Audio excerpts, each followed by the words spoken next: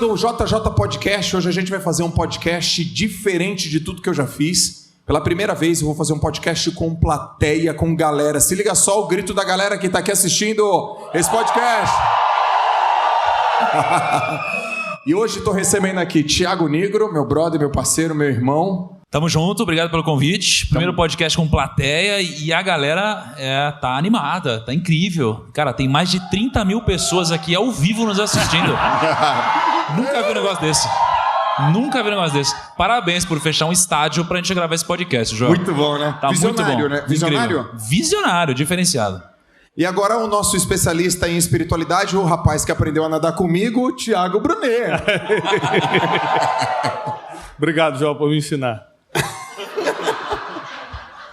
Muito bem. Galera, a gente vai fazer hoje aqui um podcast diferente. Vocês também estão assistindo no YouTube e também estão ouvindo no Spotify. O que é esse evento aqui que a gente está fazendo? É um evento de final de ano dos meus alunos que participaram de vários programas comigo. Então a gente fez uma confraternização chamada Ecossistema da Performance. Convidei o Thiago e o Brunet para a gente bater papo sobre 3 assuntos. A gente vai falar sobre empreendedorismo, a gente vai falar sobre performance, construção de metas e objetivos. E para finalizar, a gente finaliza com espiritualidade. Beleza? Cara, eu queria começar fazendo uma pergunta para vocês de fundamentos, né? E de princípios. O que é a essência, ou qual é a essência do empreendedorismo para vocês? Bom, eu vejo empreender como a arte de resolver problemas para os outros. Quando você faz algo para você, por exemplo, você resolve seus próprios problemas, na verdade, você não está fazendo mais do que sua obrigação e dificilmente vai ser reconhecido por isso. Mas quando você começa a resolver problemas para os outros, elas de alguma forma ou querem te recompensar ou elas querem comprar de você. Eu vejo o empreendedorismo como essa arte que quanto mais você desenvolver, mais longe você vai dentro do sistema empreendedor, que é resolver o problema para alguém, servindo alguém, melhorando a vida de alguém, facilitando a vida de alguém. Então, se você faz isso, você tem um potencial para ser um grande empreendedor. E aqui deixa claro, com essa definição, que empreendedor não é empresário, necessariamente falando. Porque tem gente que empreende, mas não tem um CNPJ. E tem gente que tem CNPJ, é empresário, mas não é empreendedor. Só tinha um dinheiro para abrir o CNPJ e, por isso, às vezes, a empresa desaparece. Porque o espírito empreendedor é uma exigência para quem quer vencer nos negócios. Cara, para mim, como você falou de essência, a essência para mim tem a ver com princípio. O princípio do empreendedorismo para mim é o princípio da mudança, né? E a mudança em 2 fases. A mudança interior e a mudança exterior, né?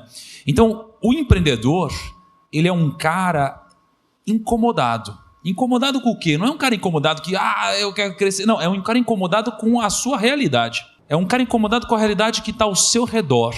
Eu sou um cara incomodado. Se você me perguntar se eu gostaria de ser barman novamente, eu não gostaria. Eu não gostaria de voltar à vida que eu tinha.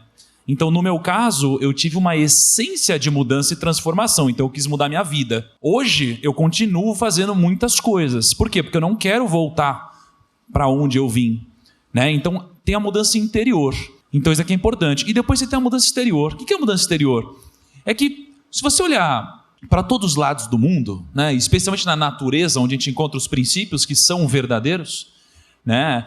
Até tem uma coisa muito interessante, né? Eu ouvi ontem de uma amiga dizendo que quando você vai no médico e você geralmente está doente, o médico ele te recomenda a parar de comer as comidas feitas pelo homem. E é uma coisa que você me fala demais, de outra forma, né?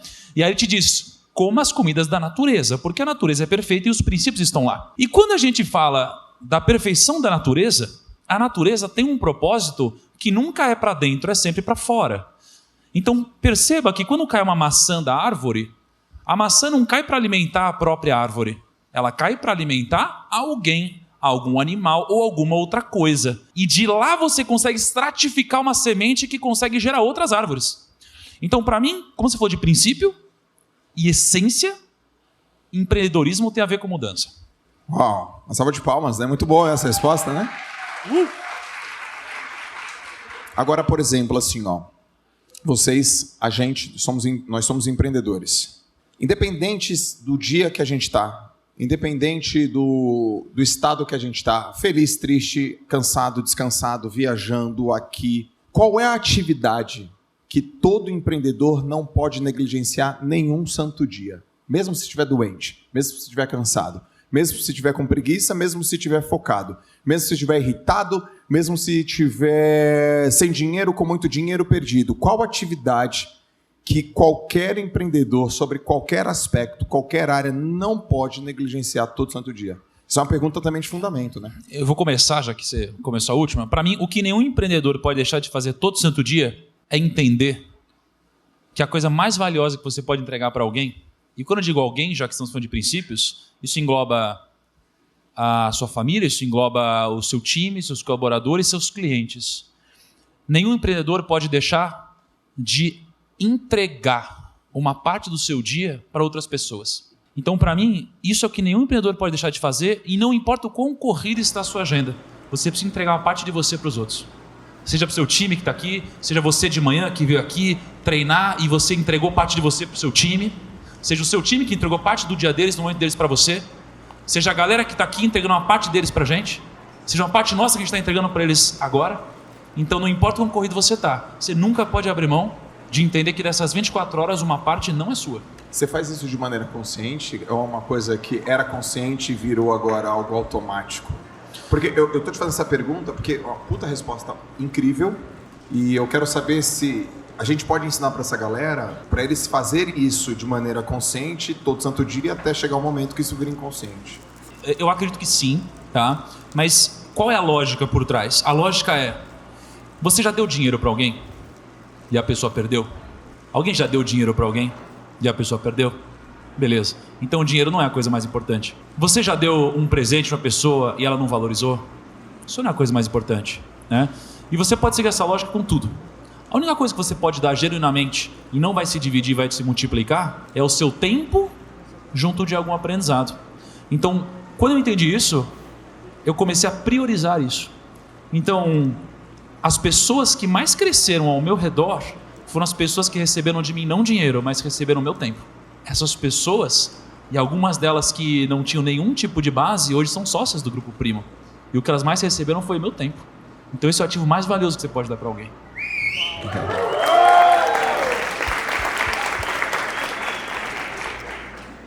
Você, Bruno. Você fala um pouquinho mais perto, tá? Já tomei uma dura da House aqui. Então, gostaria de não ter que te repetir isso. Pode ser? Não. Obrigado. Pode deixar. Obrigado, querido. Quero agradecer o convite novamente. Eu podia estar roubando, podia estar matando, mas só estou aqui fazendo podcast. 3 pessoas entenderam. O xixi do Bruno.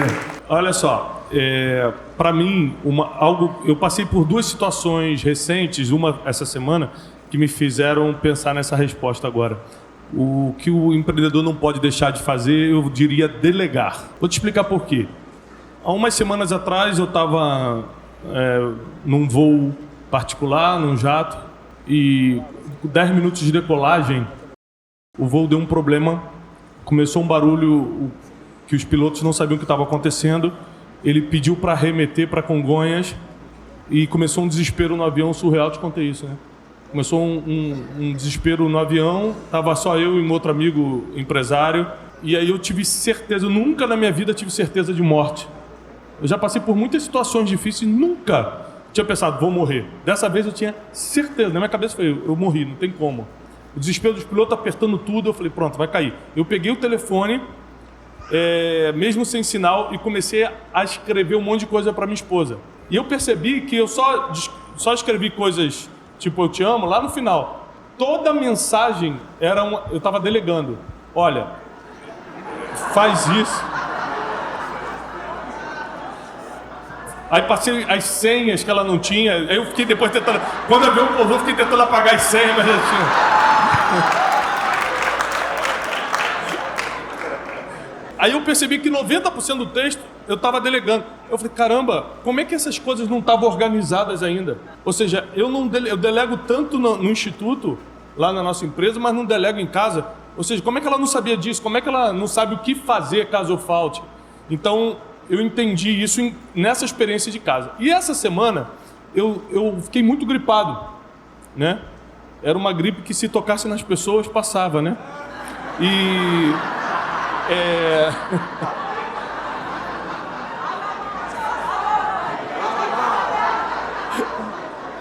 Mas o Nigro agora é um homem de fé, ele não pega essas coisas. E aí eu fiquei de cama assim, fiquei mal. E por causa dessa bênção que é o WhatsApp, o telefone, a internet, a comunicação digital, todo dia acordava de manhã e delegava 3 coisinhas para minha diretoria e pronto, o escritório funcionava. Então, se eu tivesse incomunicável, eu podia estar bem de saúde, mas incomunicável eu já não conseguiria delegar e o escritório não seguiria o ritmo que eu gostaria que seguisse aquela semana. Então, eu acho que delegar, por causa dessa experiência do avião e dessa experiência da semana, de caramba, tudo andou, mesmo eu não estando lá, porque eu deixei 3 coisas para fazer. Ó, faz isso, isso e isso, e as coisas aconteceram. Então, eu diria que o empreendedor não pode deixar de delegar. Excelente. Você sabe, Brunet, galera, que eu também estava vindo de avião ontem e tive uma experiência incrível. Começou a ter turbulência. Eu não vou voar com esses caras nem a pau. Turbulência.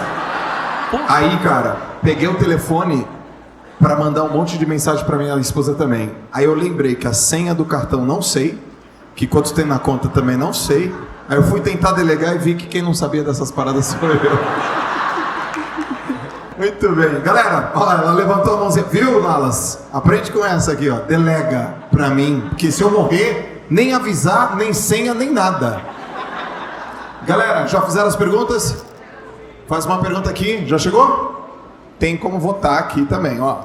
Ó, a pergunta mais votada aqui, ó. Caio das Milhas. Olha, pergunta boa. Se você começasse do zero hoje, quais 5 atitudes iniciais teria para recomeçar a empreender novamente? Começasse do zero, 5 atitudes empreendedoras. Cara, você precisa estipular umas regrinhas para isso, né? Tipo assim, eu seria quem eu sou, eu conheceria as pessoas que eu conheço. Cadê o Caio das Milhas? Precisa de umas regrinhas aí, né? Que senão... Caio das Milhas, responde isso aí. Quais são as regras? Sem nenhuma conexão que você tem hoje, do zero, absoluto zero. Mas pera, eu saberia o que eu sei hoje? Não? Sim. Com conhecimento. Com conhecimento, sem conexão, é isso? Tá bom. Cara, assim, ó, tem um... Eu sempre quis vencer na vida, né? Então, como eu sempre quis vencer na vida, a minha prioridade sempre foi vencer de fato, né? E quando você olha para isso, você está disposto a abrir mão de muitas coisas na sua vida. Você quer vencer. Tudo tem um preço na vida. O preço de vencer é muito caro. Vocês têm ideia de quantas medalhas o Joel tem na natação? Ele tem 800 medalhas na natação. Imagina quantas coisas esse cara abriu na vida dele, né? Abriu mão na vida dele para poder treinar e ganhar essas medalhas, né? Então eu sempre quis abrir mão de muita coisa. Então para mim é muito prático. Eu olho para o mercado e me pergunto, aonde está o dinheiro? Eu estou dizendo isso porque eu estou pensando sobre a ótica de princípios. Coisas que vão funcionar hoje, funcionaram 20 anos atrás e vão funcionar daqui a 30 anos se alguém ouvir isso. E não eu faria isso, abrir um canal ou abriria tal negócio, tá? Então eu estou falando de princípios. Eu olharia para o mercado e entenderia onde está o dinheiro. Se você entender onde está o dinheiro, você vai descobrir onde está o fluxo do capital. Se você se enfiar onde está o fluxo de capital, uma parte desse dinheiro vai parar na sua mão com muito mais facilidade. Se eu fosse olhar hoje para o mercado, aonde está o dinheiro? Tecnologia, finanças e marketing digital. Nessas 3 áreas você tem coisas acontecendo em comum. Você tem moleques de 12, 13, 14 anos ficando milionários, pessoas ficando muito mais ricas que os pais sem estudar e pessoas ganhando muito dinheiro de forma escalável e utilizando das fortalezas que a internet proporciona. Então eu, Thiago Nigro, iria me enfiar em uma dessas 3 áreas e eu iria ganhar dinheiro de algum jeito. Se fosse na tecnologia, eu ia estudar 6 meses para virar um desenvolvedor. Um desenvolvedor, em 6 meses, do zero, ganha R$5.000 por mês. Né? Daqui eu iria começar a ganhar dinheiro, estudar e escalar. Se fosse finanças, eu nunca seria o cara que iria investir o meu dinheiro no começo. Porque eu não teria capital. Você não fica rico multiplicando zero. Você precisaria fazer isso para os outros. Então, eu daria um jeito de escalar que esse é o grande segredo, né, da multiplicação do capital, e iria fazer isso para os outros, né? E no marketing digital, se fosse começar hoje, eu iria provavelmente olhar para as pessoas que não ganham tanto dinheiro assim, porque elas já estão bem atendidas, e nem para aquelas que ganham zero, iria pegar um meio do caminho, iria chegar para todas elas, iria fazer uma lista de 1.000 pessoas, 100 pessoas, sei lá. Eu iria entender o que eu poderia agregar na vida delas, prometer alguma transformação de resultado e ficaria com percentual. Então eu provavelmente faria uma dessas 3 coisas, né? Pensando mais sobre a ótica de princípios, do que um caminho óbvio de voltar e fazer a mesma coisa que eu fiz. Porque acho que se eu fizesse a mesma coisa que eu fiz, mesmo sem conexão, eu acho que em 3 anos eu provavelmente conquistaria um patrimônio de uns 10 milhões de reais. Né? Se eu fosse do zero hoje. Mas eu acho que é injusto porque eu fiz já esse caminho. Então, se eu fizesse outros, eu faria isso. Tá? Top. Você, Brunet? Eu iria servir alguém. Escolher uma pessoa para colar nela e servir gratuitamente. Porque eu paro para pensar o seguinte, por exemplo, quem parou para me servir no início, acreditou no meu propósito de vida e veio me servir, hoje, além de ter um cargo de diretoria ou ser sócio no Instituto, e começou como voluntário, ou ele está nessa situação, ou ele conheceu pessoas no caminho e fechou negócios ainda melhores para ele. Então, se eu tivesse o conhecimento que eu tenho, mas não tivesse as conexões, eu escolheria uma pessoa do tipo, vou servir o Thiago. Cara, eu estou aqui, eu tenho conhecimento nessa área, eu entendo de vida emocional, eu entendo de comportamento humano, eu entendo de pessoas, eu entendo de espiritualidade. Qual que eu posso servir, cara? Eu posso ficar escrevendo um roteiro para você. Eu ia fazer isso. Com o tempo, ele começa a me levar para alguns lugares. Eu começo a ampliar minha network naturalmente só porque eu estou andando com ele. Pessoas começam a olhar para mim diferente. Falam, esse cara não é o cara que anda com o negro? Eu começo a aprender coisas que eu ainda não sei. É assim que ele investe, é isso que ele faz. Então, eu serviria de verdade alguém. Né? Servir, ou seja, é você ser interessante para a pessoa sem ser interesseiro. Né? Você conseguir servir sem esperar nada em troca, porque as pessoas percebem quando você está esperando algo em troca e elas dificultam isso. Agora, se elas estão vendo que você está fazendo para aprender, para receber, para receber conhecimento, né? Para estar ali no meio, eles acabam fortalecendo. Quem está por cima acaba te fortalecendo. Então, basicamente, eu serviria alguém, porque eu conseguiria recomeçar com uma nova networking, com novas informações e com pessoas me respaldando. Esse é o principal. Porque quando você está começando do zero, você não tem ninguém que está batendo no seu ombro e falar, não, está comigo, você não entra em lugar nenhum. Então eu serviria alguém para entrar de tabela nos lugares. Mal. Eu vou responder também o que eu faria. Tem a ver com o que o Brunet e o que o Thiago falou. Pego o do Brunet de servir, 100% vou servir. Pego o que o Thiago falou sobre um fundamento de escala. Se eu fosse fazer um caminho diferente que eu já fiz, sabendo o que eu sei hoje, eu trabalharia com tráfego pago.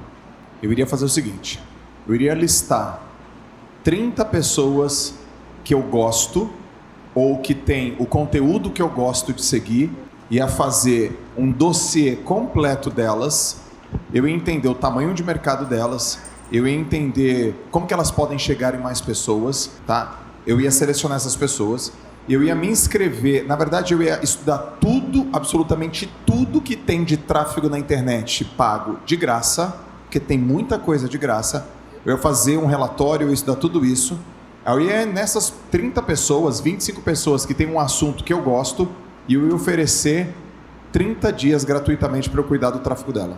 Falar assim, olha, eu sei que você já tem uma performance, mas se a gente trabalhar com tráfego pago, você vai atingir mais pessoas, impactar mais pessoas e fazer mais grana.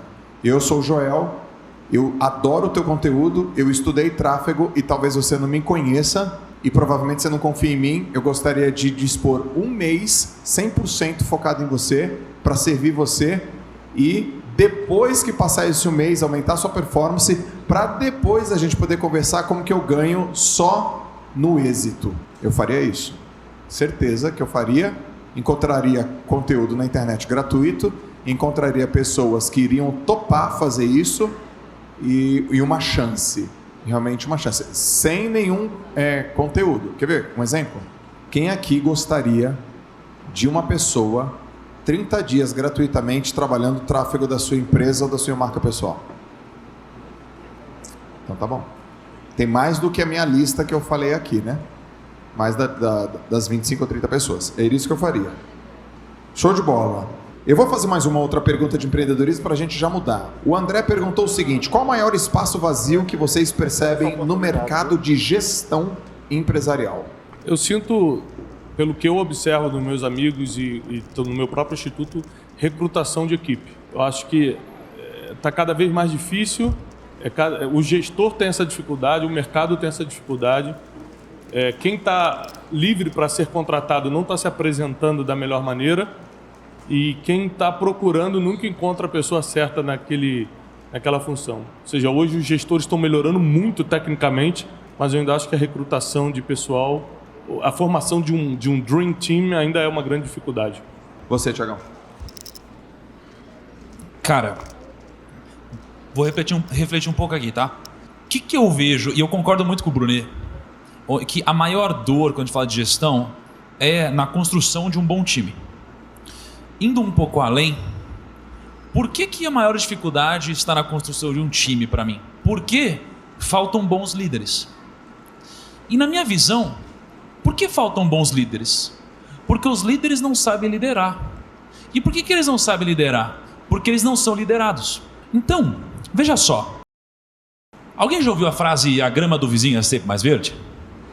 Beleza. Alguém aqui sente que já sofreu ingratidão de alguém próximo a você? Beleza. Eu sinto que eu já passei por isso várias vezes. E nos nossos negócios, né, naturalmente, a gente já passou por coisas que machucam muito a gente. Então a gente já perdeu gente boa, a gente já demitiu gente boa, esse tipo de coisa acontece. Por quê?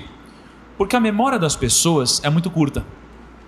Então, às vezes, você tirou uma pessoa da vala, você tirou uma pessoa da crise, você tirou uma pessoa das dívidas, você deu um sentido para a vida dessa pessoa. Essa pessoa encontrou amigos, essa pessoa valoriza estar com você, valoriza estar com as pessoas ao seu redor. Você mudou a vida dela, mas ela já esqueceu de onde ela veio. E quando ela esquece de onde ela veio, e isso acontece demais, as pessoas, elas não estão mais olhando para o passado, elas só estão olhando para o futuro. E o que os líderes da atualidade fazem? Eles discutem com seus liderados sobre o presente e o passado. Olha, mas aqui é tão legal.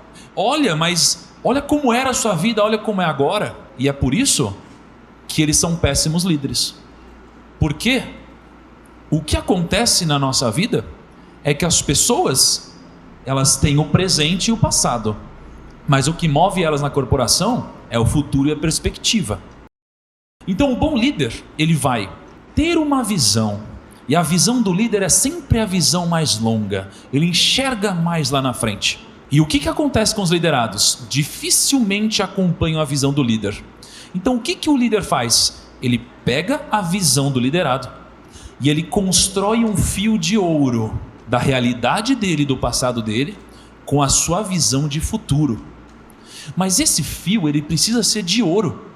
Porque se ele for de nylon, a empresa concorrente vai chegar, vai pegar uma tesourinha de unha, vai cortar esse fio de nylon, vai pegar o fio dele e falar: opa, deixa eu conectar o seu presente com a minha visão. E o que vai acontecer?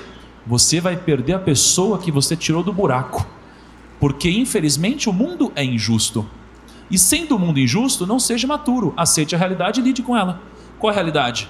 A perspectiva mantém os bons profissionais. Então o seu trabalho como líder é unir a realidade da pessoa com a sua visão de futuro através de um fio de ouro. E esse tipo de coisa é o que não é ensinado e treinado nas corporações. Então adicionaria que montar um Dream Team é a coisa mais difícil de gestão, e além disso, construir bons líderes para te proporcionarem escala no negócio é a segunda coisa mais difícil que existe. Porque sem líderes, você não escala. Você monta o time monta a empresa. Você nunca vai falar com a empresa inteira, você fala com poucos. Esses poucos escalam o seu negócio e você tem uma limitação de tempo. É por isso que é tão importante você ter poucos líderes muito bons, treinados, para que façam isso e passem adiante sua mensagem. Muito bem.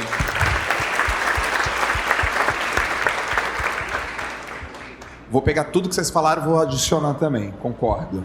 Montar time, montar líderes, e depois que você monta líderes, um líder tem que saber uma coisa. Se todo líder quer uma equipe legal, uma equipe boa, e toda equipe boa, para ser boa, precisa ter perspectiva, porque as pessoas que vêm trabalhar com a gente, com vocês, elas vêm com uma expectativa, mas a gente tem que proporcionar perspectiva. Todo grande líder, ele sabe de uma coisa. Todo grande líder, ele sabe qual é o sonho dos seus liderados. E eu vou confessar uma coisa aqui para vocês sobre o Joval. Cadê o Joval? Toda vez que eu pergunto, cadê o Joval, mano? Cadê o Joval? Cara, tá fazendo xixi. Cadê o Joval? Eu não sei se o Joval explicou a história dele. Ele era um aluno. Ele talvez estivesse na posição que vocês estão hoje. E o Joval, durante muito tempo, ele começou como aluno do Thiago. E ele fez todos os cursos do Thiago.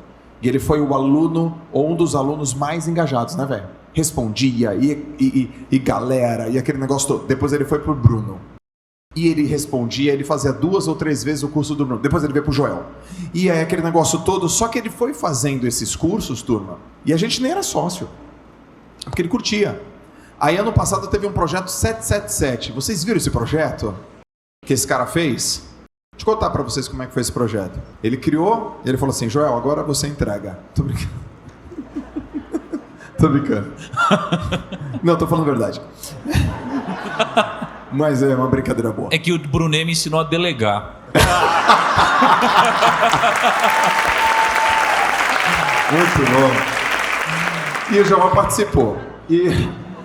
Aí o Joval veio, a gente pensou no Joval que tá ali. E o Joval veio. Ele ali, ó. Lindo! Tô falando de você, velho. E o Joval, em especial, ele veio como um aluno. Um aluno realmente que investiu tempo, energia. Poxa, ficou lá fazendo as coisas que a gente propunha. E ele veio para trabalhar como moderador da mentoria. Mentoria Máxima Performance. Quem é da Mentoria Máxima Performance aí? E aí, turma? Veio o Joval. E a gente falou assim, pô, modera, responde, porque você foi aluno, então você vai saber coisas que eu não sei. E ele ficava lá respondendo. Então o Joval, cara, animal, incrível. Só que um dia eu cheguei pro Joval e falei assim, Joval, qual é o teu sonho? Qual é o teu sonho, cara? Aí ele falou, meu sonho é estar no palco. E aí eu fiquei, putz, mas se a gente continuar trabalhando desse jeito, a gente não vai realizar o seu sonho. E foi aí que eu falo, eu vou te ajudar a realizar o seu sonho. O que você acha da gente começar você sendo o mestre de cerimônia dos eventos do Joel? Por isso que ele é mestre de cerimônias.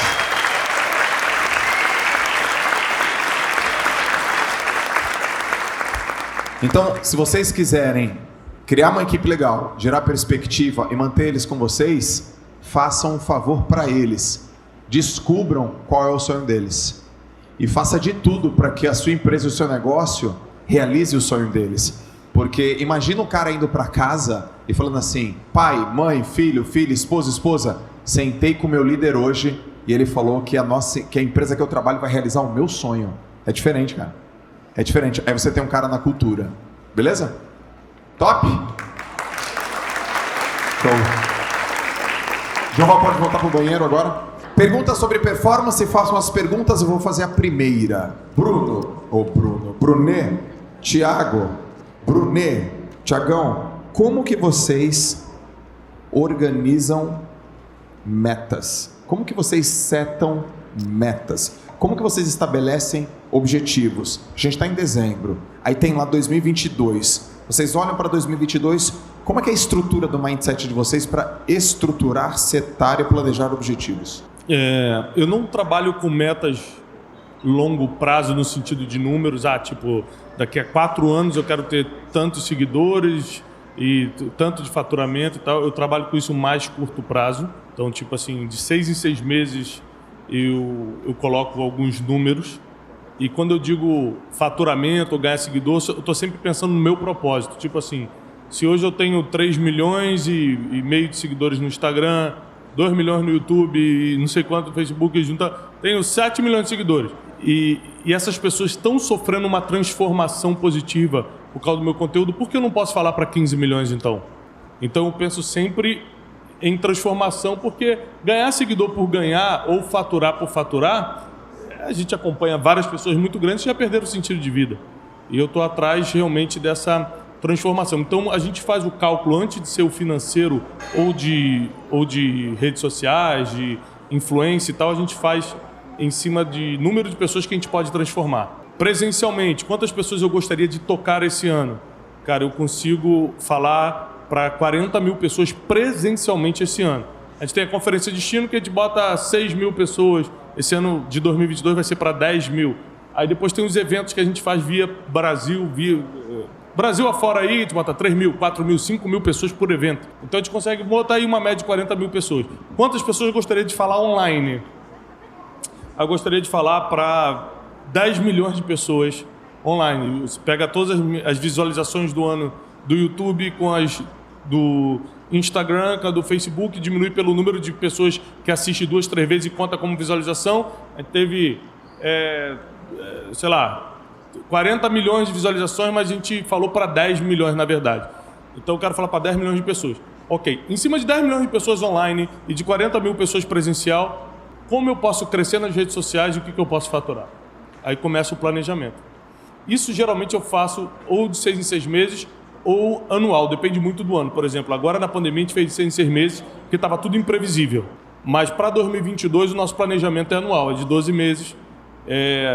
De quantas pessoas a gente quer atingir e transformar online, quantas pessoas a gente quer atingir e transformar presencial, quais são os produtos que encaixam para cada tipo de pessoa. Aí a gente bota lá, livros. Então a gente está chegando a 1 milhão de livros vendidos agora.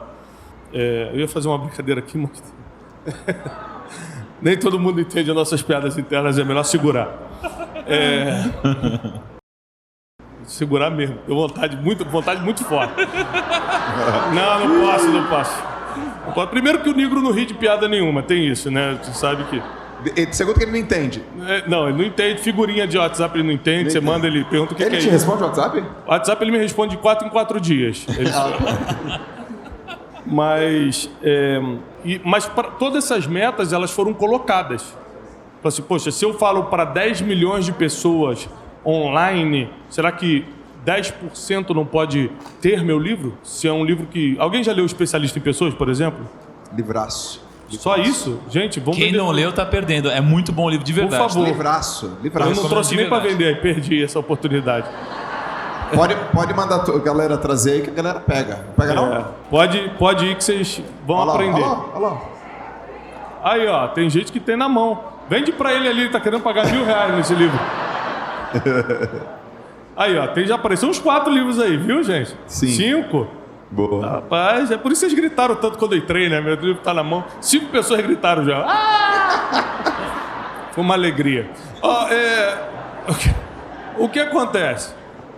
Esses números, tanto números rede social, venda de livro e tal, a gente primeiro começa em quantas pessoas a gente quer transformar. Porque uma pessoa para comprar um livro, de alguma forma ela foi transformada por algum conteúdo. O dia que você perdeu o poder de transformação do conteúdo, você perde seu poder de venda. Então é mais ou menos assim que a gente monta nossas metas e objetivos do ano. Cara, eu fico pensando... Você tá pensando na piada interna? Não... Eu fico pensando, porra, um cara desse nível dá uma resposta de como ele bola as metas dele, um cara com tanto resultado, e vocês não batem palma pra um negócio desse. Eles estão com uma resistência comigo. Cara.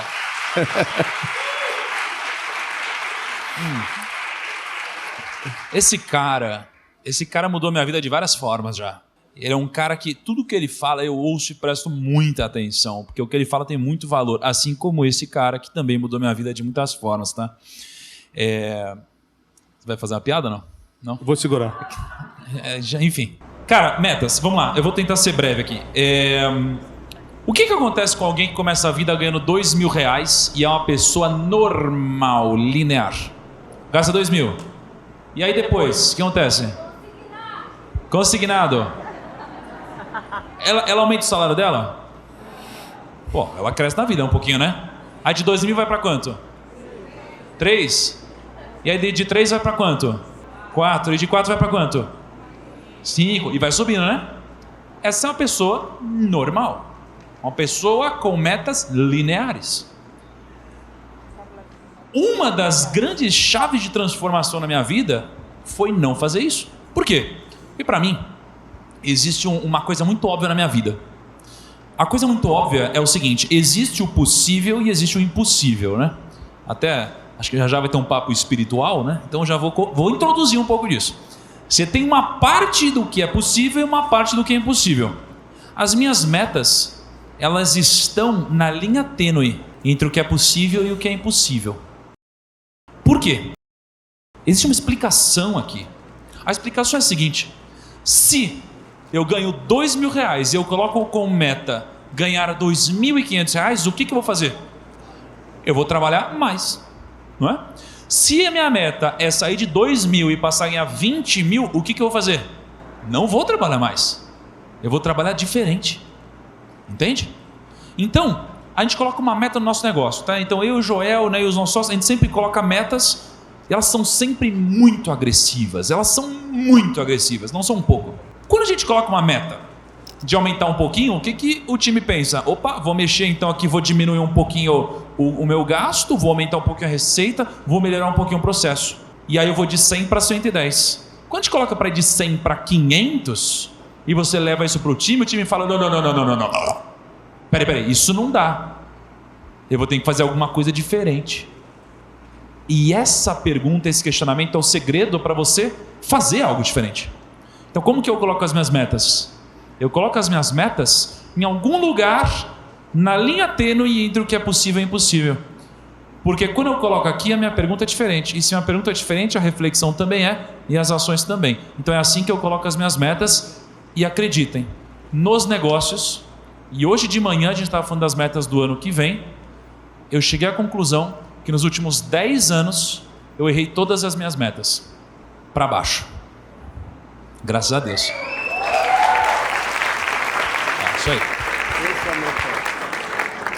O João tá assim porque ele tá pensando, cara, o que vocês inventaram pro ano que vem? Eu tava aqui ensaiando e não fui nessa reunião de metas aí. Minha história com metas. Eu aprendi a setar metas na natação com o Márcio, que tá ali, que é um desenvolvedor de líderes, desenvolvedor de pessoas. Cara, te mostrei meu técnico, tá aqui. É mesmo? Tá vendo? Meu técnico da vida inteira, meu treinador. Esse cara devia ter uma paciência, hein, meu? Caraca. A gente, nas nossas metas, a gente sempre foi em busca da auto-performance. O que é melhor para mim, o que eu consigo. E ela sempre foi desconfortável. Tipo, qual é o tempo que eu quero fazer? Hoje eu não tenho mais tempo. Hoje também é numérica. O Bruno falou, quantidade de pessoas que eu quero atingir, faturamento que a gente quer promover, tamanho de que a gente quer atingir. Fazendo adendo, só para vocês colocarem clareza também nas metas de vocês.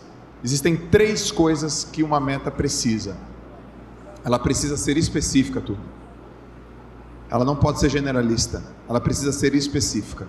No detalhinho, número de pessoas, meses, qual indicador. Não é assim, quero ganhar mais. Quanto mais? Quantos % mais? Que mês? Quando? Vai especificamente. Pode ir. Segunda coisa, tem que ter poucas metas. Se você tiver muitas metas, você não vai chegar. Poucas metas. Eu tenho uma meta para cada área. Eu tenho uma meta para a saúde, eu tenho uma meta para a família e eu tenho uma meta para o trabalho. É só isso. A meta para o trabalho é a meta da empresa. Só que a meta da empresa não é apenas eu que bato a meta da empresa.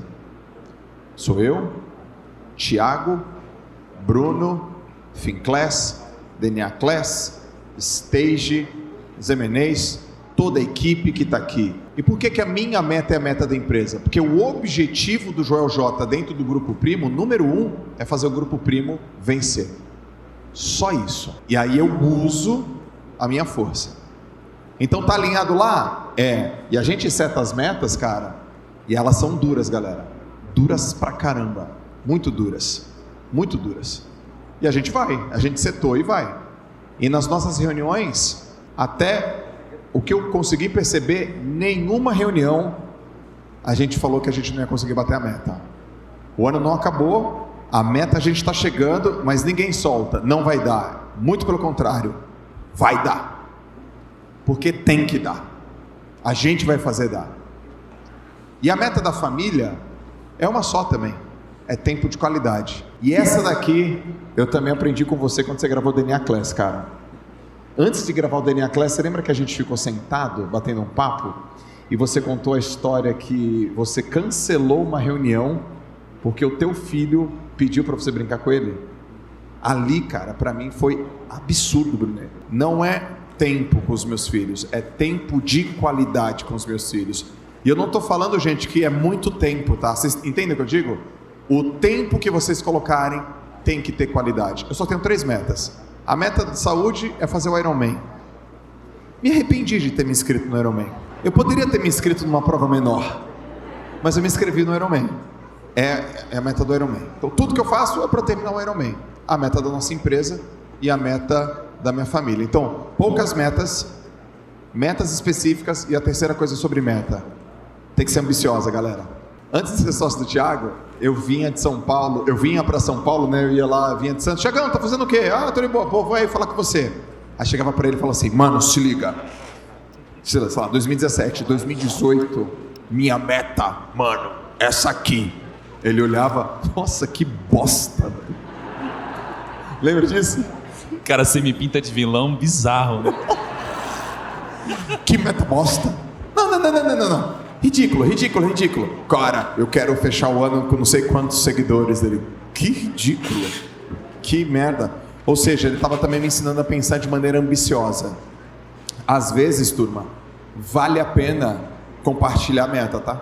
Com quem você confia. E ao compartilhar a meta com quem você confia, você vai ver o quão essa pessoa te enxerga diferente. É muito louco. Você vai ver quantas pessoas acreditam pra caramba em você. Não, cara, você consegue mais. Não, cara, você é muito maior. Não, cara, presta atenção, cara, você é muito maior que isso, você consegue muito mais. Vai gerar um puta de um desconforto em você. Mas se você comprar a ideia, aí você vai para o pensamento exponencial que o Thiago falou. Você vai ter que pensar novas coisas. E todas as vezes que eu pedi opinião para ele sobre a meta, e ele ajustou a meta comigo, eu bati. Todas as vezes. Então faz sentido isso também. Beleza? Tem uma pergunta aqui, ó. Alta performance ou alta performance? Em que focar? Isso é legal. Ah, porra, e você vai jogar pra gente responder essa? É que eu tô pensando na pergunta do porquê ainda aqui. Alta performance ou alta performance? Em quem focar? Tá ficando filosófico, né? Um negócio que eu não peguei nada aqui. Acho que é um papo bem interno deles aqui. É um negócio vai tomar um café separado. Quando chegar a parte da espiritualidade, me chama. A gente vai descobrir essa pergunta. Que bom. Tô ansioso. Gente, bem rápido. Alta performance ou alta performance? Quem focar? Alta performance. Alto. Porque a alta performance é a mãe da alta performance. É a garantia de você atingir o seu pico de performance. É difícil ganhar dos outros, galera, mas é muito mais difícil ganhar de si. Então, seja herói de si mesmo e não perca pra batata frita!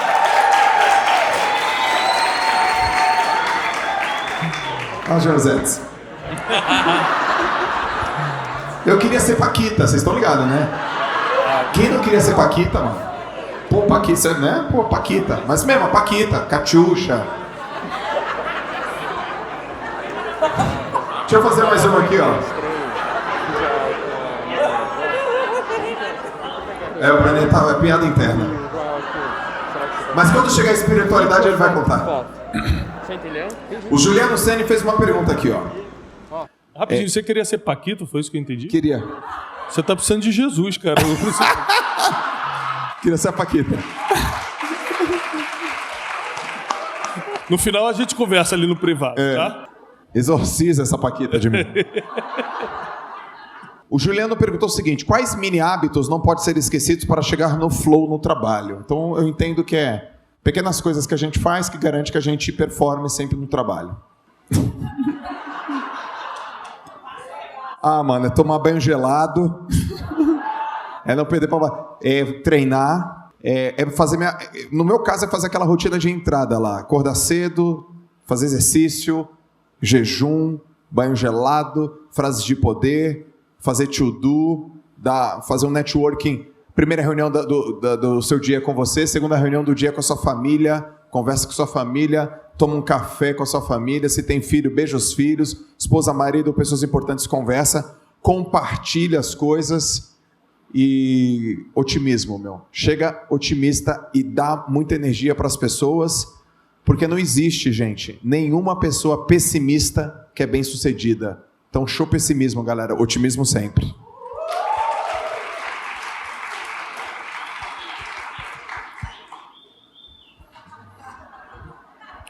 Olha, eu nunca tomei banho gelado na vida. Né? Treinar, eu estou treinando 2 vezes por ano. Não posso reclamar. Então, assim, a minha rotina de entrada é uma coisa mais focada em conhecimento. Eu não sou... Falou com ar de... Perceberam o ar? Dá uma melhorada. Eu queria tomar banho gelado e correr de manhã, mas não me parece uma coisa tão humana assim, né? Ô, Brunet, eu acordo e... Você trabalhou a vida inteira, né, cara? Pra poder acordar tarde e tomar banho quente. Tomar um banhozinho quente. Aí, então... depois que fica bem de vida, tem que acordar cedo e tomar banho gelado. Tem alguma coisa errada nisso. Não é possível. Os valores estão invertidos. Tá tudo de cabeça para baixo. Não, na verdade, assim, eu acho que o que você faz de manhã é muito importante. Eu acordo cedo, mesmo quando eu não tenho nada para fazer, o que é muito difícil. Mas, por exemplo, amanhã de manhã, não tenho nenhum compromisso amanhã de manhã, domingo, mas vou acordar no mesmo horário que eu acordo todo dia. Eu acordo cedo e eu procuro ter os primeiros 10, 15 minutos em um processo de meditação. Eu paro muito para pensar o que eu preciso fazer naquele dia. Eu sou uma pessoa espiritualizada, então eu faço minhas orações pela manhã, pedindo proteção, pedindo sabedoria para tomar decisões. Quando eu falo parar para pensar o que fazer durante o dia, por exemplo, eu já comecei o dia pensando o que eu tenho que fazer hoje, e aquela voz interior te diz: hoje você tem que pedir perdão para aquela pessoa que você ontem falou no telefone mais asperamente com ela e não ficou bem isso. Eu já comecei o dia sendo repreendido pela consciência. E aí, na segunda parte do dia, que é quando eu saio de casa, eu já pego o telefone, eu sempre atendo esse comando interior de você tem que fazer tal coisa.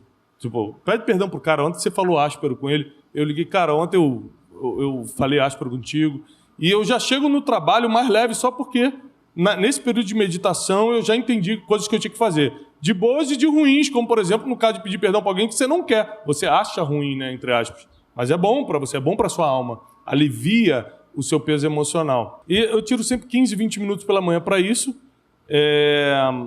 passo um tempo com meus filhos, geralmente toda a parte, enquanto eles estão se arrumando para a escola, isso eu estou falando já de 7 horas da manhã, eu já fiz tudo isso. Eu já meditei, já pensei, é um lugar que eu tenho no meu quarto para isso.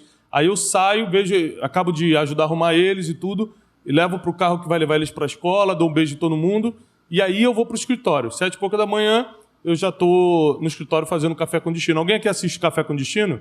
1, 2, 3, 4... Meu nome é Thiago Brunet, eu trabalho com...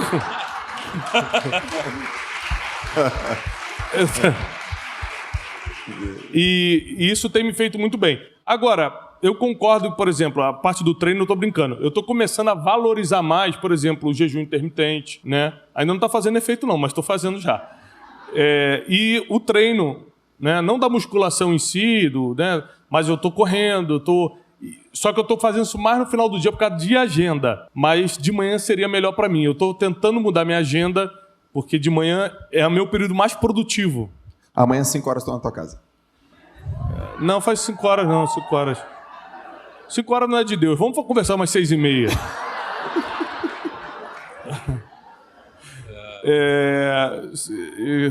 Segurança às 5 horas da manhã te pega, te expulsa.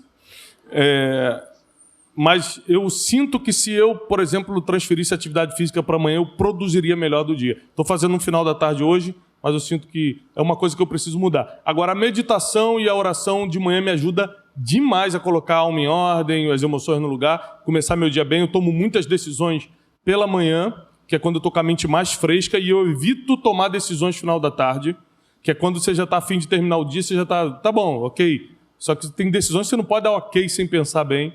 Então, Então eu procuro botar todas as reuniões de decisão de manhã, que é quando eu acabei de sair de uma meditação, de uma oração, e estou bem para tomar decisão. Boa. Boa. Curti. Obrigado pela pessoa que puxou as palmas ali, obrigado. Eu vou dar um livro no final. Cara, me permite fazer uma consideração aqui, Jó? Eu acho que a pergunta não foi boa. Eu acho que muitas das perguntas... Mas foi a que ganhou, tá, o concurso. Mas foi a que ganhou. Estranhamente, eu quero saber quem está votando. Não, veja, bom... A pergunta que tinha ganho anteriormente, ninguém tinha entendido. Ninguém entendeu nada. Mas assim, por que eu estou falando isso? Porque nas últimas 3 semanas eu passei por alguns grandes eventos e tudo que eu vi foram perguntas muito ruins. Muito ruins.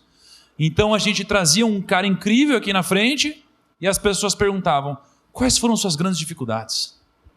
Quais são seus grandes sonhos? O que você faz hoje? Isso não importa. Sabe por quê? Porque a maioria das pessoas que vê no palco geralmente são pessoas bem-sucedidas. Aí vocês perguntam: o que você faz hoje? Quais são os seus hábitos? E esses hábitos são os hábitos que essas pessoas têm depois de ter atingido o resultado que muitos de vocês querem atingir. Por isso que essas perguntas não são boas. E se você não sabe fazer pergunta, como que você vai ter a resposta certa? E a gente perde tempo fazendo pergunta ruim. Então... Rapidinho, é que eu fiquei meia hora respondendo essa pergunta ruim. É só para... Cara, desculpa aí de ter feito essa pergunta, já que eu sou um host. Eu fiz bem, eu fiz mal. Não é. Então eu quero fazer uma pergunta melhor para vocês. Melhor. Beleza? Eu vou melhorar essa pergunta. Tá bom? Brunet, quando você não tinha nenhum livro escrito, você estava começando, ninguém te conhecia, ninguém te ouvia, ninguém dava bola para você, quais eram os seus mini hábitos? Essa é uma pergunta que vai dar direção. Sacou? É isso que eu quero saber. Muito bom.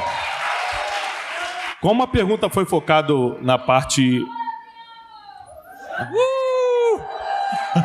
Pedir para a mãe do negro parar, por favor. A gente já vai falar com a senhora, só um minuto.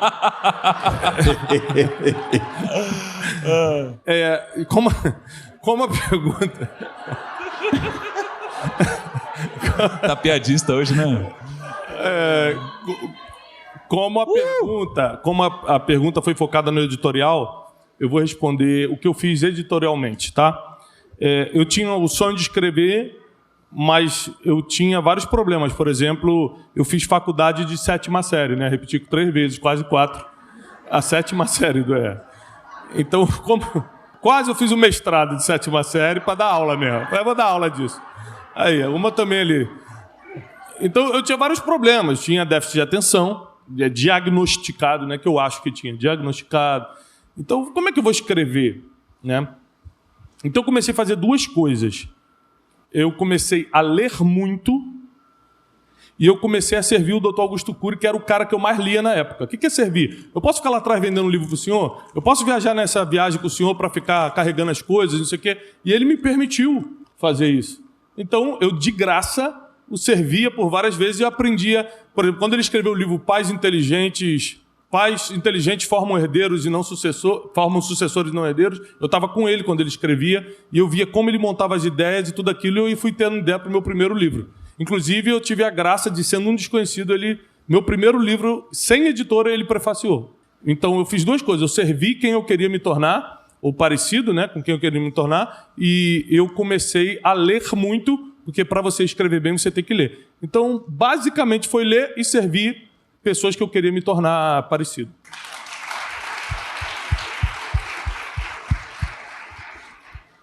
Jota, comeu uma pipoquinha? Nós não queremos atrapalhar, né? Mas não queremos atrapalhar, tem que ser educado. Não, mas veja só, por que é importante essa reflexão? Porque eu descobri na vida que as pessoas elas perdem muito tempo procurando o fruto, né? E aí, porra, não sei se algum de vocês estava no dia que a gente fez uma live, a gente mostrou uma maçã no meio da live. Alguém estava nessa live que eu mostrei uma maçã? Porra, aí, ó. Mais gente que assiste o Café do Destino, né? Mas enfim. Eu ia fazer a piada naquela hora, segurei. Falei, não vou fazer isso na frente das pessoas, são brigas internas. Aí ele joga. Nem precisou puxar o grito. Se eu começar, já era. Que o que eu aprendi com isso? Eu aprendi que, cara, a gente perde tempo demais procurando fruto. E o fruto, o fruto é a consequência do que essa árvore deu. E essa árvore, ela é consequência de uma semente. E aí a gente fica buscando o tempo todo o fruto, a gente nunca descobre como produzir. Entende? Por isso que, se você olhar no Google hoje, você tem todas as respostas do planeta.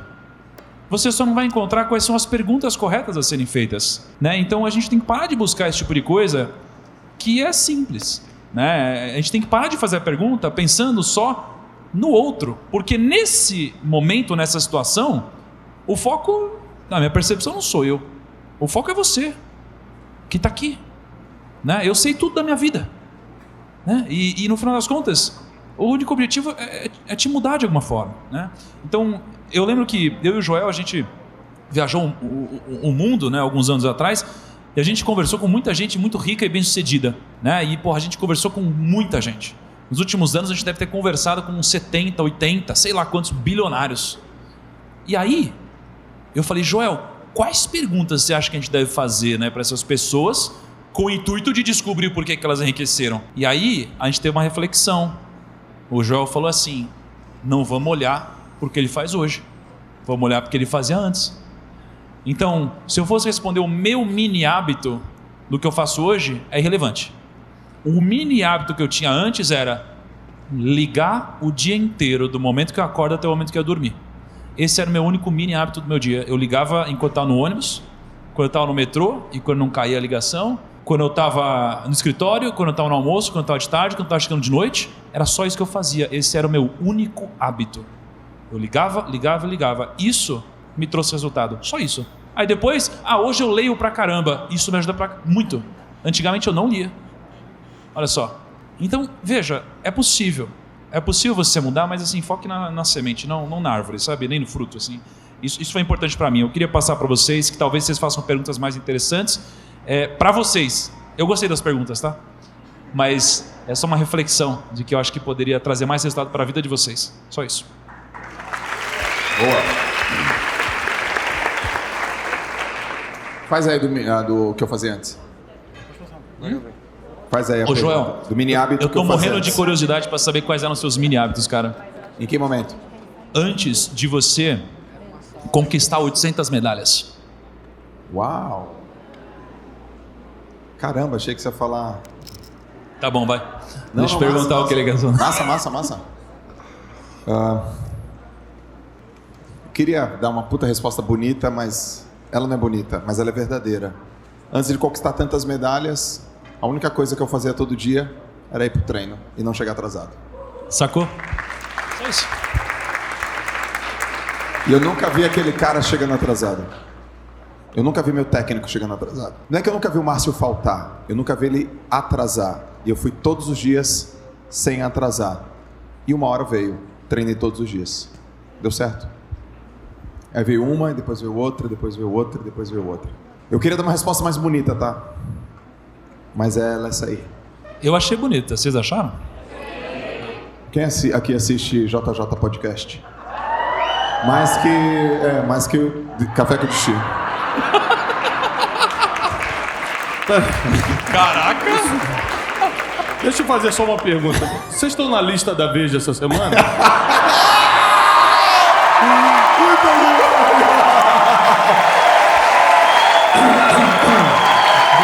Muito bom.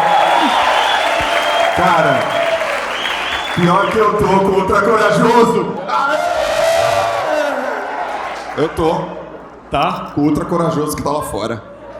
Eu pensei em responder a pergunta, mas foi tão interessante a interação de vocês que eu prefiro não responder também, né?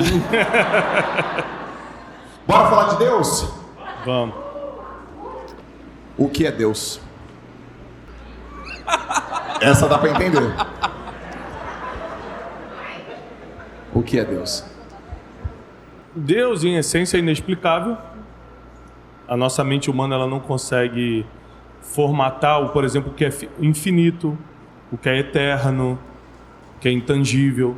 A gente inventa alguma coisa na nossa mente para tentar entender coisas que não são entendíveis. Então, como a gente entendeu mais ou menos o que é Deus?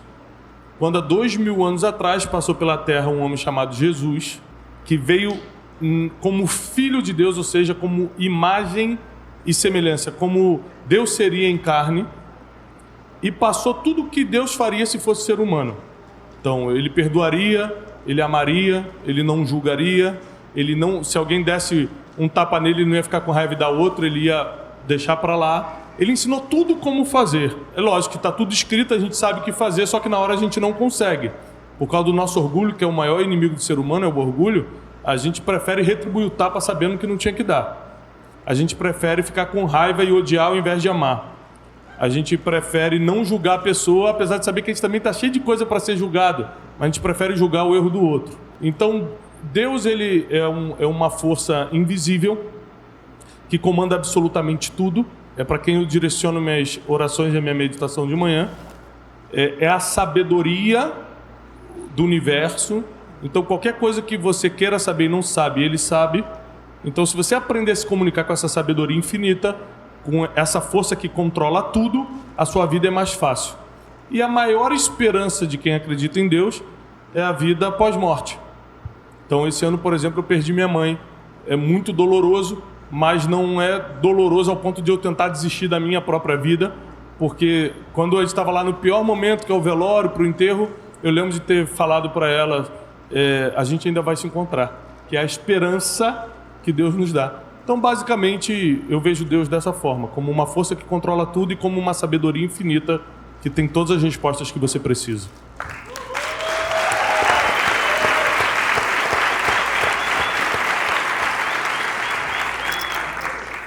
Tiagão, e pra você? Cara, imagina se eu te perguntar assim, o que é uma debenture?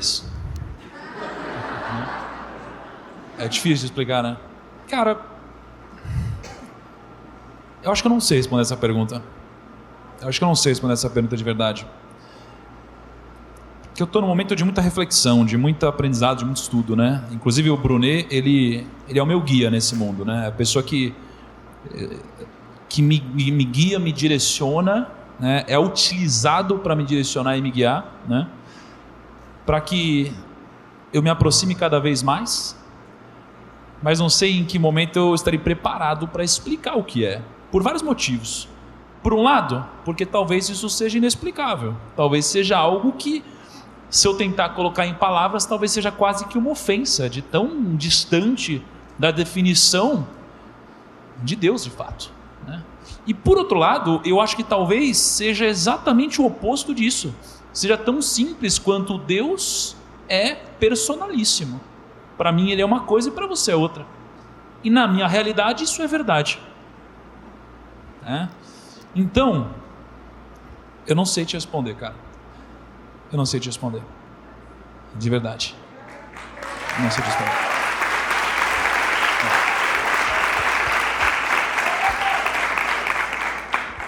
Eu também não sei não. E eu já tentei muitas vezes e eu não quero mais tentar responder isso. Eu só quero sentir, viver e reconhecer que tem coisas que eu não faço sozinho nem a pau.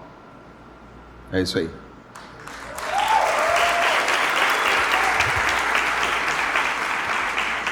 O Anonymous fez uma pergunta aqui. Foi a Larissa Ramos. Cadê a Larissa Ramos? Onde está a Larissa Ramos? Legal, Larissa. Qual a maior provação de Deus que vocês tiveram na vida? Eita lasqueira. Vou comer pipoca. Em 2014, quando eu quebrei de uma forma muito feia, muito humilhante. E existem duas coisas diferentes que vocês precisam entender, né? Uma vez teve um podcast teu que eu expliquei isso, a diferença de religiosidade e espiritualidade, né? Então não confunda a religião, que é como os homens decidiram se organizar para ter um relacionamento com Deus. Não foi Deus que criou a religião, você tem que sempre lembrar disso. Os homens decidiram, vamos montar uma religião? Vamos. Vai ser o cristianismo, vai ser o islã, vai ser o judaísmo, Os homens decidiram a forma como eles iriam se relacionar com Deus. Então é por isso que não existe verdade absoluta na religião. A espiritualidade é independente da religião, é como eu me conecto com algo maior. Se eu acredito em divindade, se eu acredito que Deus existe, eu estou sendo espiritual. Ou seja, eu estou acreditando algo além do natural. Ok até aqui? Só para vocês não confundirem. Qual foi a pergunta mesmo? Qual a maior provação que Deus uma aprovação. Aí, eu fui criado dentro de um ambiente religioso. Ou seja, meu pai, meu avô, meu bisavô, todo mundo era de religião cristã evangélica. Eram batistas. Então, dentro dessa religião, eu fui ensinado de que se eu tenho Deus, tudo dá certo. Se eu tenho Deus, eu sou mais que vencedor, que inclusive é um versículo, e tal. Quando eu quebro em 2014, eu duvido da existência de Deus. Afinal de contas, por 33 anos eu aprendi que quem tem Deus não passa por isso. Quem tem Deus dá certo na vida. Quem tem Deus é mais do que vencedor. Como é que pode eu estar sendo humilhado, não sei o que eu vou comer amanhã, estou sendo ameaçado por telefone, e como é que pode isso? Então eu comecei a duvidar de Deus, e eu lembro que, como eu estava caminhando por uma depressão severa, eu me tranquei no quarto e comecei a ler a Bíblia, lembrando que eu nasci num ambiente religioso, ou seja, que a Bíblia era algo comum, mas eu nunca tinha lido. Então é muito bom você saber diferenciar isso. Existem pessoas que estão dentro, tem pessoa que fala assim, eu sou católica roxa. Eu falo, você é mesmo? O que está escrito no livro tal? Ela não vai te responder, porque ela diz que mas ela não sabe nada daquilo. Então, eu comecei, na verdade, a ler a Bíblia a primeira vez, mas não com boas intenções. Eu queria desmentir a Bíblia. Eu vou provar que isso aqui tem algum erro. Eu comecei a ler a Bíblia de Gênesis a Apocalipse, 66 livros tem a Bíblia, porque eu falei assim, eu vou encontrar uma contradição, vou provar que isso aqui não é verdade, porque se fosse verdade eu não estaria passando a humilhação que eu estou passando. Nesse período que eu comecei a ler a Bíblia com muita atenção, marcando, que eu queria fazer um estudo para pegar as contrariedades, as contradições, eu acabei tendo a maior experiência que eu já tive com Deus na vida. Porque eu comecei a perceber que tudo que me levou a uma quebra foi justamente porque eu acreditei na religião e não no que estava escrito. Ou seja, eu acreditei no que os outros falavam em nome de Deus, mas não no que estava escrito, que a verdade é o que está escrito, não o que os outros falam. E ali eu tive uma experiência muito séria, porque eu vi que eu ia ter que consertar um monte de coisa na minha vida. Eu achava normal, por exemplo, mentir se fosse por um bom motivo. Não, é por um bom motivo. Aí a Bíblia fala que quem mente torna-se filho do diabo, porque o diabo é o pai da mentira. Estava escrito lá, ninguém me contou isso. Eu falei, como é que pode então eu achar que mentir, se fosse por um bom motivo, é bom? Não, não é bom, inclusive vai te levar para o pior lugar que existe. Então, eu lendo, eu tive a minha própria experiência. E a maior provação que eu tive foi essa, porque eu me senti abandonado por Deus. Porque nesse período em que eu estava tentando encontrar contradições na Bíblia, eu não tinha nenhum tipo de sentimento de que Deus estava comigo. Eu estava me sentindo abandonado. E por isso que eu fui tendo essa raiva de eu vou provar que ele não existe. E acabei tendo uma experiência tão forte que eu fiz uma promessa, um voto. E o voto que eu fiz, eu estava quebrado, arrebentado, morando numa casinha alugada horrível, tipo numa boca de uma comunidade. Uma necessidade terrível, a gente já estava há meses comendo macarrão instantâneo. E passando uma situação assim, humilhante no extremo mesmo, no extremo. E nesse dia eu falei assim, se Deus existe, e se tudo que eu estou lendo aqui é verdade, ainda esse ano você vai me levantar, falei para Deus. E quando você me levantar, eu começo a pregar tudo que eu aprendi aqui. E eu falei isso, e semanas depois, uma semana depois, começou a dar uma reviravolta na minha vida. Eu comecei a escrever o livro Rumo ao Lugar Desejado, foi meu primeiro livro sem editora. A gente vendeu, eu e Janine, minha esposa, 52 mil livros de mão em mão, ligando para as pessoas, pedindo para levar nas empresas. Eu dava palestra de graça, isso quebrado. Dava palestra de graça para vender o livro no final. Nesse ano, eu me levantei. Em 9 meses eu paguei a dívida, que era milionária. É claro que muita gente perdoou a dívida, muita gente mesmo perdoou, mas todo mundo que cobrou, inclusive ameaçando, recebeu. E eu cumpri minha promessa, eu abri um canal no YouTube e comecei a pregar. E hoje tem mais de 130 milhões de visualizações, e é um canal só de pregação.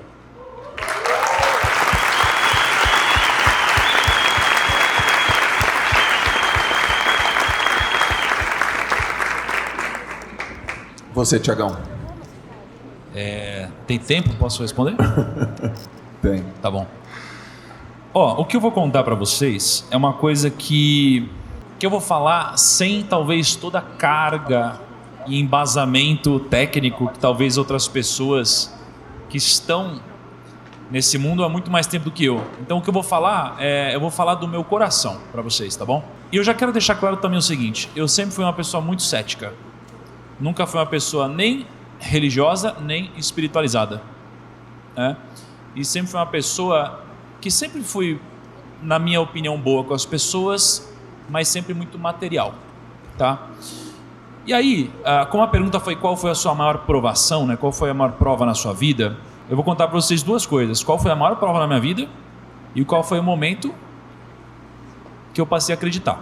Tem um casamento que a gente foi, eu e a Ká, há 2 anos atrás.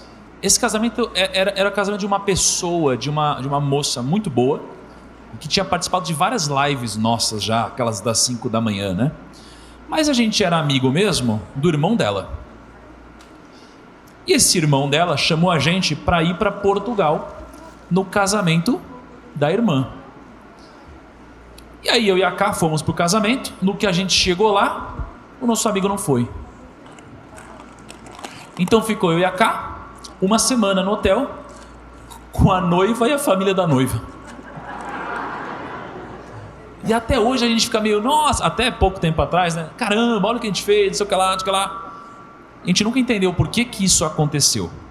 Faz mais ou menos 2 anos. Sempre existe um tempo certo para as coisas acontecerem por aqui. Mas, na hora que as coisas estão acontecendo, às vezes elas não parecem fazer sentido. 2 anos depois eu descobri o porquê que isso aconteceu.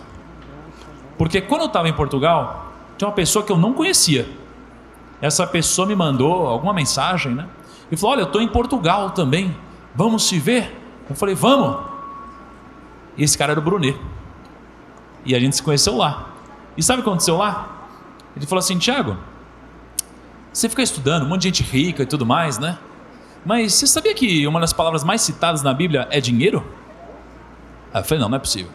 Ele falou: e você sabe que o cara mais rico de todos, ele chama Rei Salomão? E sabia que esse cara escreveu alguns livros lá dentro e ele contou tudo sobre os princípios da prosperidade? Eu falei: você tá de sacanagem comigo.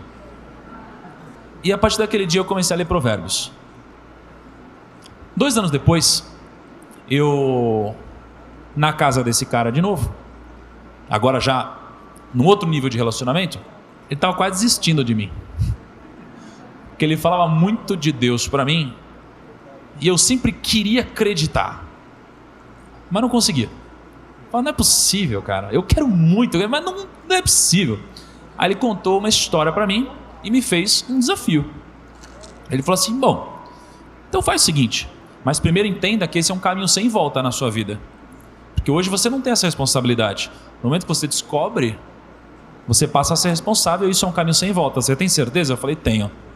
E talvez alguns de vocês tenham medo da responsabilidade. E eu disse: eu tenho.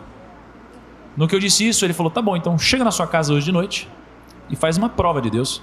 Olha para cima e fala: Deus, se você existe mesmo, me dá um sinal em 7 dias. O que aconteceu? Durante esses 7 dias, cada segundo do meu dia eu ficava olhando em volta assim, falava: caraca, será que é um sinal? Eu estava almoçando com o Joel, veio um cara do nada, você lembra, Joel? Veio um cara do nada na mesa do lado e falou: vocês há 6 anos atrás. Eu falei: cara, é um sinal. Aí eu ficava, tudo era um sinal, cara. Eu olhava pra cima, eu falava: meu Deus, meu Deus, meu Deus, meu Deus. Chegou no 7º dia de noite, aí eu virei pra cá, que pra quem não conhece é minha esposa. Aí eu falei: amor, não aconteceu nada. E agora? Ela falou assim: Ti, não desiste. Eu falei: que não desiste? Eu fiz uma prova. Ela falou: se existe, me dá um sinal. Então se não dá um sinal, não existe. Dormi e acordei. Não aconteceu nada. Aí a gente foi para uma reunião no escritório. No 8º dia eu fui almoçar. E no que eu fui almoçar na casa de um amigo. E nesse almoço, Deus falou comigo. E quando Ele falou comigo, eu não tive dúvidas. Eu não tive dúvidas. Mas me bateu uma grande dúvida. Por que isso aconteceu no 8º dia? E aí, esse cara aqui, que tem uma ligação muito forte com Deus, me disse. Ele falou assim: isso aconteceu no 8º dia, Tiago, para te mostrar que Deus existe, mas que as coisas não acontecem no seu tempo e sim no dele.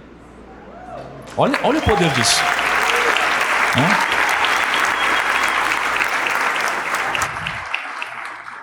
Isso foi muito poderoso. Então foi nesse momento que eu passei a entender.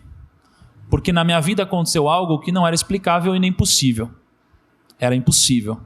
Agora, qual foi a maior prova na minha vida? A maior prova foi que depois que isso aconteceu, eu entendi que a minha trajetória foi uma trajetória improvável. E talvez alguns de vocês passem por algo parecido. Porque vocês olham para mim hoje, e agora que eu entendo que tem algo muito maior do que eu posso falar muitas coisas com outro nível de humildade. Então eu sei que o que eu faço é muito impactante, eu sei que eu arrasto multidões, a gente já fez eventos incríveis, a gente já fez mais de 100, 150 mil pessoas numa live, são coisas incríveis que a gente faz.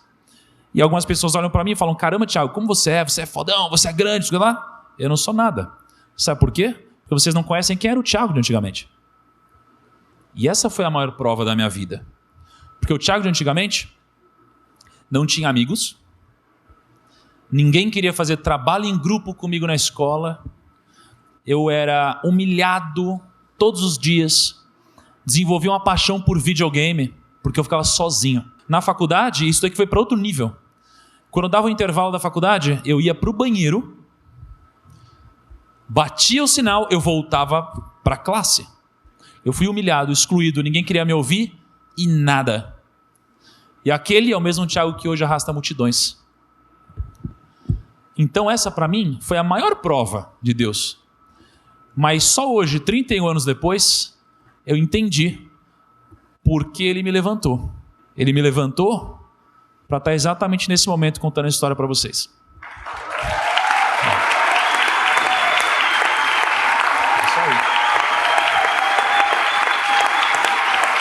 É isso aí.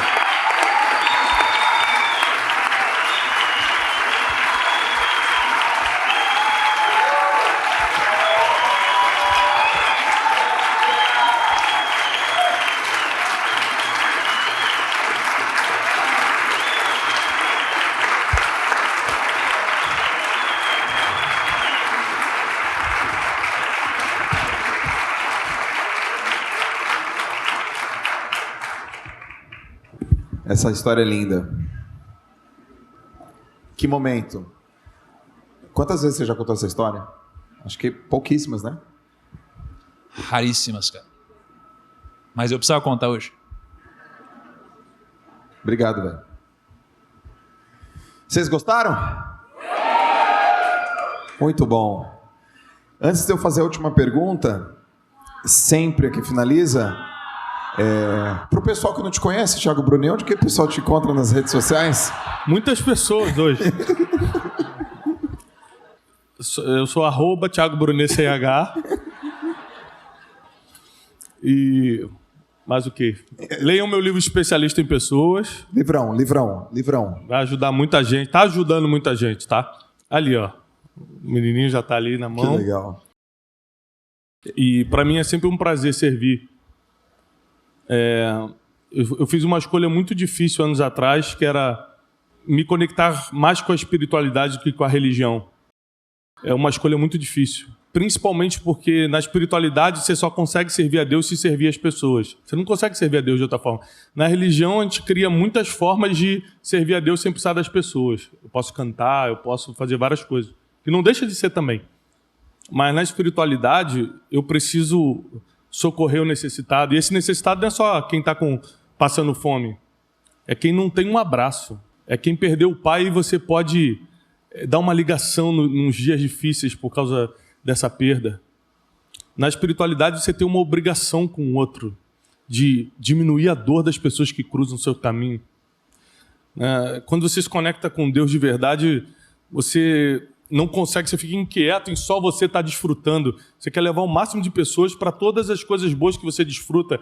Então, se você tem paz, por exemplo, você quer que todo mundo tenha paz. É por isso que às vezes a gente fala assim, não, perdoa a pessoa. Fala, como é que eu vou perdoar se você não sabe o que eu passei? Eu falei, não importa o que você passou. Eu não quero liberar a pessoa, eu quero liberar você. Eu não quero que ela durma, eu quero que você volte a dormir. Você não está avalizando o que aquela pessoa fez. Você é quem está se libertando, então perdoa. Mas eu quero diminuir sua dor, mas você tem que perdoar. Então, a espiritualidade, o nosso compromisso maior é com o nosso próximo, é com a pessoa que está do nosso lado. Porque quando a gente está servindo as pessoas, a gente está servindo a Deus. Aí você fala, Thiago, mas tá bom, então você que é teólogo, me explica biblicamente como é que prova-se isso.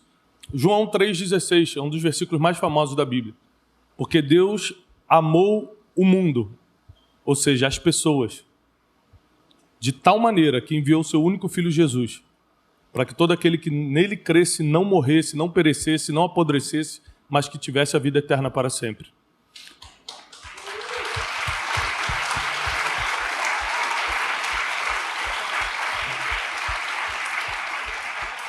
Então, você vê que Deus, quando queria fazer alguma coisa pelo mundo, ele, em vez de fazer um passe de mágica, mudem, se transformem, ele envia uma parte dele para a terra para que esse filho dele, essa parte dele na terra, socorresse as pessoas. Pregasse para as pessoas, ajudasse as pessoas, morresse e ressuscitasse pelas pessoas. Então, até o último da minha vida, até o último dia da minha vida, eu vou servir as pessoas que estão na minha frente. Uou!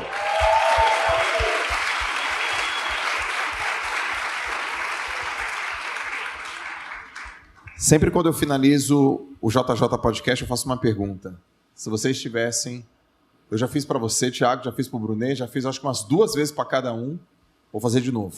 Se você tivesse o poder de mandar uma única mensagem para todas as pessoas no mundo, e essa mensagem vai chegar nessas pessoas, no canal que elas leem, escutam, vê, falam, outdoor, celular, rádio, jornal, que mensagem seria essa? A maioria das pessoas que estão sofrendo hoje, ou que vão passar por algum sofrimento, porque às vezes não é porque a gente não está sofrendo hoje que a gente ainda não vai sofrer, ou não é porque você está sorrindo hoje, não quer dizer que você não sofreu, mas o ser humano ele é inerente aos sofrimentos da vida, e muitos desses sofrimentos é porque o amor não foi correspondido, ninguém abraçou a gente, ninguém quer simplesmente escutar a gente. E eu estava conversando com o Gilberto Silva, cadê o Gilberto aí? O Gilberto da seleção? Senhoras e senhores, Gilberto Silva, campeão mundial da Copa do Mundo de Futebol. Campeão mundial.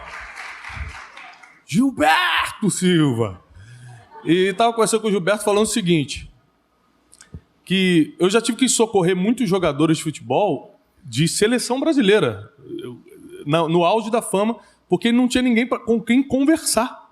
E ele já estava pensando em fazer uma besteira porque não tinha com quem aliviar o coração. Se ele aliviasse com os familiares estão de olho no que ele tem. Se ele aliviasse com um amigo, o amigo é o que veio lá de baixo. Fala, que isso, cara, isso é bobeira. Ele não tinha com quem conversar. Então, se eu tivesse que mandar uma mensagem, eu mandaria uma frase que é ícone dos crentes, mas que é o que serve para todo mundo.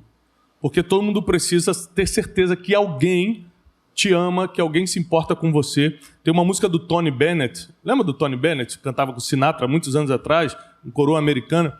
Tony Bennett dizia assim numa música dele, para quem eu vou voltar se ninguém precisa de mim? É uma música fortíssima, né? Who can I turn to if nobody needs me? Ninguém precisa de mim, eu vou voltar para quê? Para quem e para quê?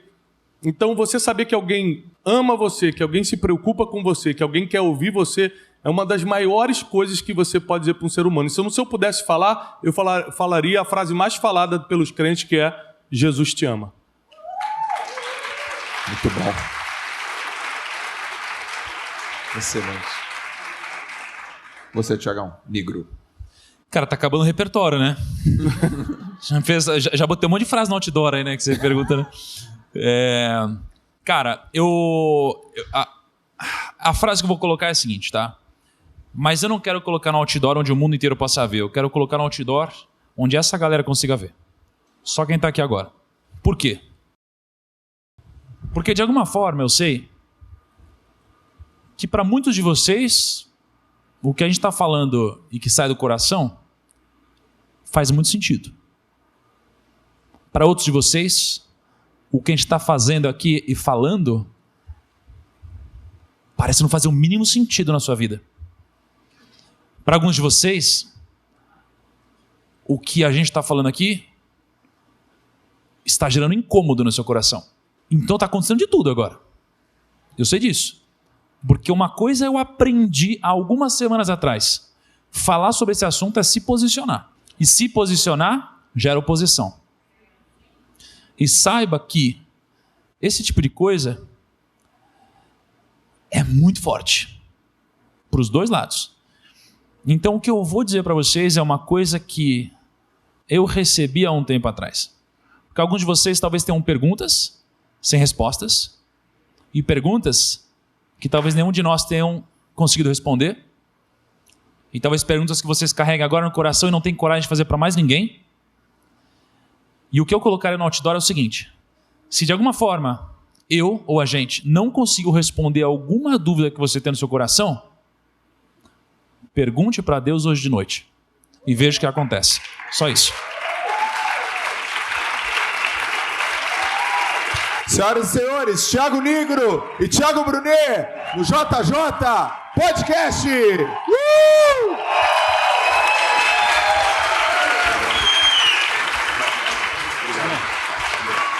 Vamos fazer uma foto? Vem aqui, ó. Vamos fazer uma foto assim. E é isso aí, galera. Assim a gente termina esse podcast incrível sobre espiritualidade, empreendedorismo e performance.